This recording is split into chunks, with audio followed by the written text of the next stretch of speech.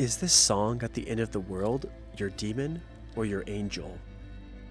Welcome to Gamer Chair Philosophy, where tiny details get massive attention.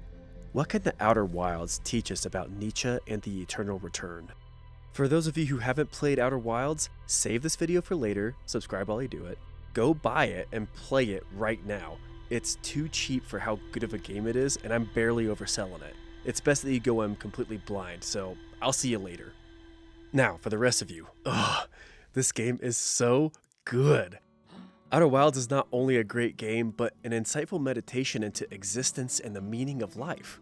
The story elements of Outer Wilds are definitely a lighter touch compared to more standard narrative games, but lines of exposition from Nolan North or Troy Baker can't compete with the existential dread you begin to feel as you play Outer Wilds.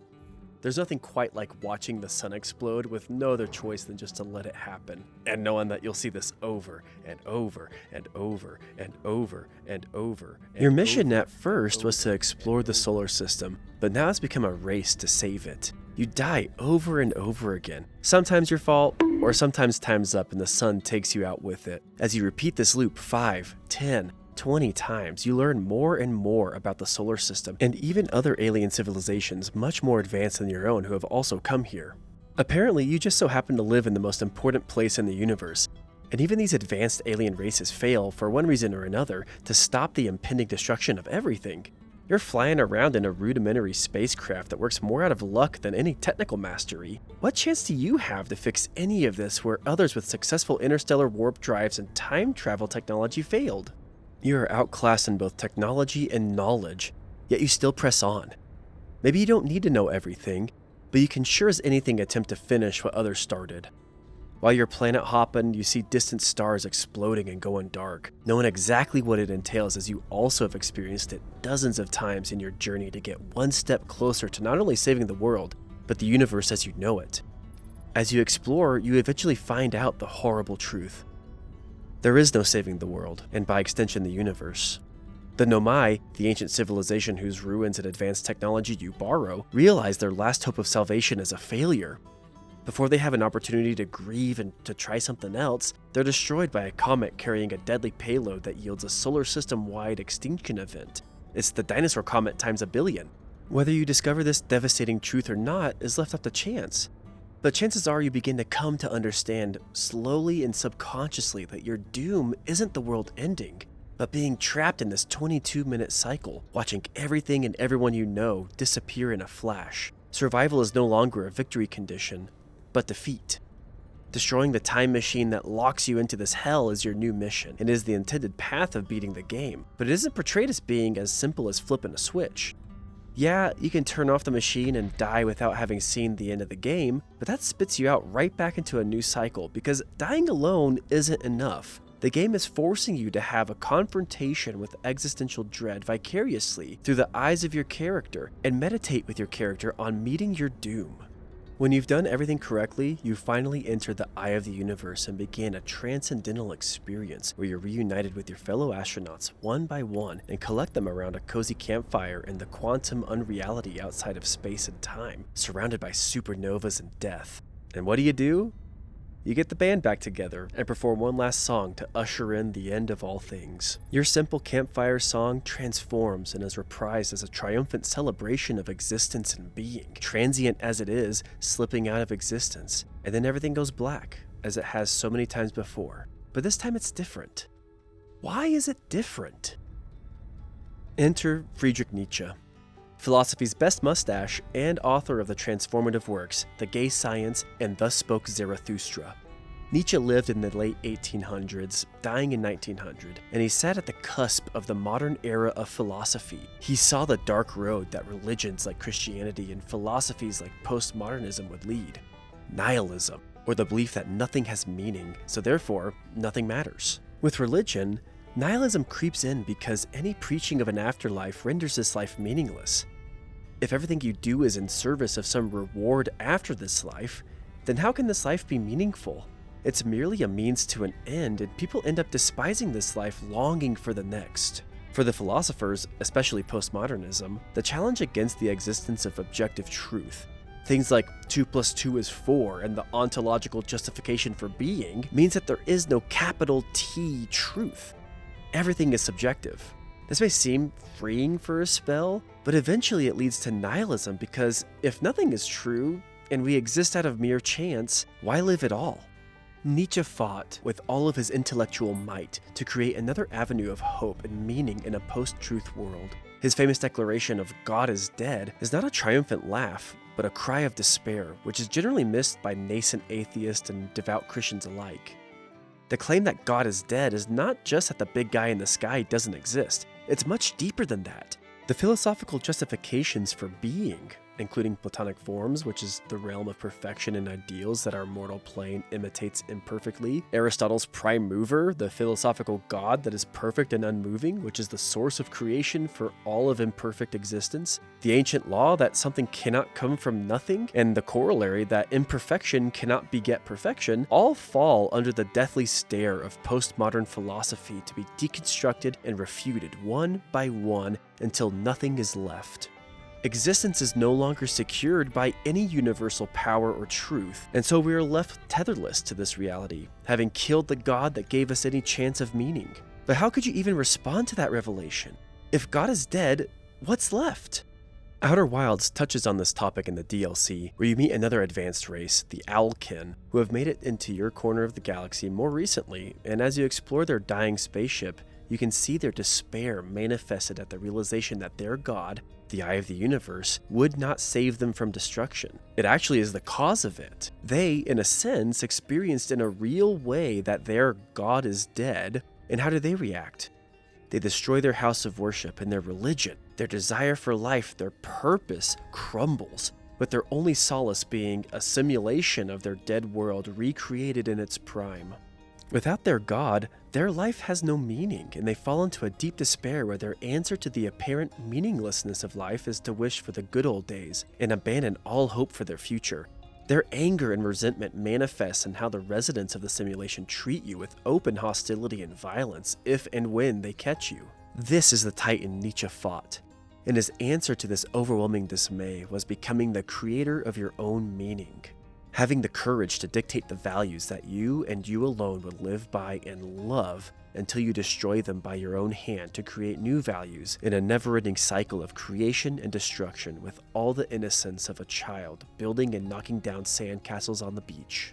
Nietzsche has scathing critiques of religion throughout his works because no matter which flavor, they emphasize the afterlife over life, thereby demeaning our existence, becoming a type of nihilism. He called these people preachers of death because the value of our life is contingent on the quality of the afterlife. If the afterlife doesn't exist, then it has no value, and that means life itself has no value. Even if you don't get that far down the syllogism, if you spend your days debasing yourself and hating your current life, waiting for the perfection and bliss of the afterlife, why live at all? You should love existence independent of an afterlife, and the value or meaning of life can only come from yourself. This doesn't mean that renouncing religion or God is the goal, but it's a means to an end. In On the Way of the Creator from Thus Spoke Zarathustra, Nietzsche admonishes that when you free yourself from the yoke of ideology, not just religion, but any ideology or value system given to you by some other party, you must have the right to do so. It's not just that you freed yourself from something, but that you freed yourself for something. When Nietzsche is saying you must have the right to liberate yourself, he's saying that you must have the will to create a new set of values and meaning for yourself, effectively becoming your own judge, jury, and executioner, and not merely trade out one ideology for another, or worse yet, nothing at all. Much like self-esteem, personal values can't be given to you by someone else. It must come from within. Without an answer for yourself, the terrible outcome is loneliness, despair, then eventually nihilism. In a way, nihilism in its many forms, atheism and religion included, gives up on justifying existence by either outright resignation or displacement of the value of life. There are many sections in Nietzsche's writings that cover this, but the theme is more important than any specific passage. I highly recommend you read both The Gay Science and Thus Spoke Zarathustra and see for yourself how Nietzsche validates life. Much like The Outer Wilds, it's best experienced on your own. I would only dilute the message. The culmination of Nietzsche's anti-nihilistic philosophy is in his concept of the eternal return, which is referenced in many of his works, but my favorite version is found in the section of The Gay Science called The Greatest Weight, and it goes like this. What if some day or night a demon were to steal after you into your loneliest loneliness and say to you, "This life as you now live it and have lived it, you will have to live it once more, and innumerable times more. And there will be nothing new in it, but every pain and every joy and every thought and sigh and everything unutterably small or great in your life will have to return to you, all in the same succession and sequence, even the spider and this moonlight between the trees, and even this moment and I myself. The eternal hourglass of existence is turned upside down again and again, and you with it, speck of dust. Would you not throw yourself down and gnash your teeth and curse the demon who spoke thus? Or have you once experienced a tremendous moment when you would have answered him, 'You are a god, and never have I heard anything more divine'? If this thought gained possession of you, it would change you as you are, or perhaps crush you. The question in each and everything, do you desire this once more and innumerable times more, would lie upon your actions as the greatest weight. Or how well disposed would you have to become to yourself and to life to crave nothing more fervently than this ultimate eternal confirmation and seal? Much like the time loop in Outer Wilds, you could imagine that your life is a time loop lasting, well, your entire life. Would you feel the same fear and anxiety on your deathbed as you felt the first few times you heard the end of the world music? The main difference between Outer Wilds and Nietzsche is that in Outer Wilds, you can make different choices and learn from past mistakes without having to repeat them every cycle. For Nietzsche, you will live your life exactly as it was over and over forever. This most likely isn't meant to be literal because Nietzsche was so strongly anti-afterlife, but that's not the point of the passage. The point is that life is worth living, period. No strings attached. Life is intrinsically valuable, meaning that its value is tied directly to itself rather than some secondary value that can be achieved through it. Money is not intrinsically valuable. Humans assign it value because it's an intermediary bargaining tool that helps people trade goods and services. Water, however, is intrinsically valuable. Without it, you and all other life would die. Would you be able to accept and love your life exactly as you have lived and will live it with nothing changing? All of the joy and all of the suffering repeated exactly as you have experienced it. Life has value in and of itself, and by resenting your life, you have wasted your experience.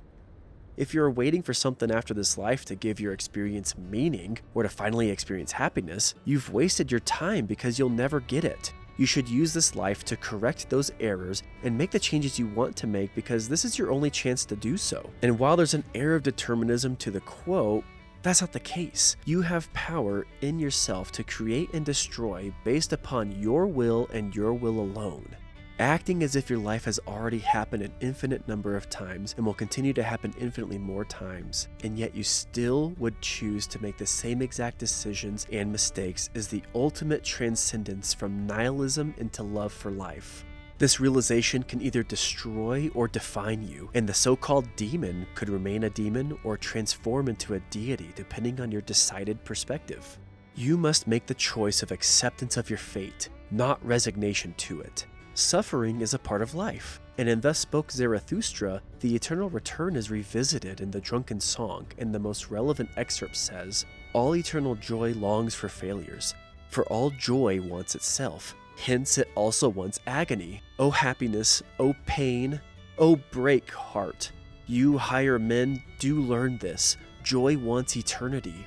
Joy wants the eternity of all things, wants deep eternity. You can't have joy without agony. Therefore, if you want to have joy, you must want agony alongside it. In this way, you can begin to see that life itself is a collection of pain and happiness, and in order to have the happiness, you must also have the pain. Interestingly enough, Nietzsche claims in The Gay Science that the amount of joy you can experience is directly related to the amount of suffering you've experienced. The stronger the pleasure requires an equal and opposite displeasure. So, by avoiding pain, you're essentially avoiding happiness. Think of the person who's been starving and finally gets a chance to eat. How much more would they enjoy a loaf of bread than someone who's never felt hunger pangs in their life? Therefore, you have to love the good and the bad of your life. They're two sides of the same coin. Nietzsche's eternal return is all about loving your lot in life and accepting it in all its mundane glory. Don't push off your enjoyment for a tomorrow that will never come. The Outer Wilds teaches this through repetition, a luxury we don't get due to the nature of life, but the concept is proved out through gameplay. As you sit and chat with your friends around the campfire at the end of all time, you realize what you've slowly come to know throughout your entire playthrough, but haven't quite put into words yet. Acceptance. This is the victory over death and destruction. You don't enter the eye of the universe with resentment and hate, but acceptance and love. When you can't change your circumstances, you have to begin to accept them, and this is what Outer Wilds teaches you. If anything, the epilogue detracts from this message of the game because billions of years later, the universe and life begins again with infinite stories and experiences to add to the symphony of existence. Without an assurance from the game that life begins again in an infinite cycle of destruction and creation, more or less a happy ending, would you still allow for and choose your own demise? Outer Wilds betrays your life-affirming choice to die by making your life's value contingent on a nearly literal afterlife. That life will begin again thanks to your noble sacrifice, and that is why you should accept your fate. Nietzsche would pull his mustache out hearing this. You should accept your fate because you love your fate, not because you get a gold sticker for having suffered through it. Life is its own reward, and anything otherwise is failing the test of the eternal return. Your acceptance to end the universe and seeing as you do it should match your acceptance at the end of your universe, your life, and seeing on your deathbed. You may not get a happy ending, but you can be happy at your ending. When you hear the music at the end of the game, are you filled with anxiety or acceptance? That is the question Nietzsche asks about your own life. In the face of nihilistic despair, will you choose to love your life exactly as it played out? All of the mistakes and victories? All of the mundane and the extraordinary? This life is all we have, but that doesn't mean it's meaningless. Resignation to meaninglessness through nihilism is a failure of the mortal soul. You are encouraged, no, obligated, to create the meaning of your life and embrace the highest of highs as well as the lowest of lows, living as if these experiences will repeat over and over into eternity. Now when you think about this music at the end of the world, is it your demon or an angel? Thanks for sticking around to the end. This was a really interesting one for me. It touches on a lot of stuff that I've been dealing with personally, and it was really nice to put it down on paper and make this video and really reflect on my thoughts. The Outer Wilds, I can't gush about it enough. I can't gush enough about Nietzsche and his life-affirming philosophy. Ever since I picked up the Gay Science and thus spoke Zarathustra, it has stuck with me. It's been something that I've thought about for years and years. So like and subscribe and stay with me on this journey.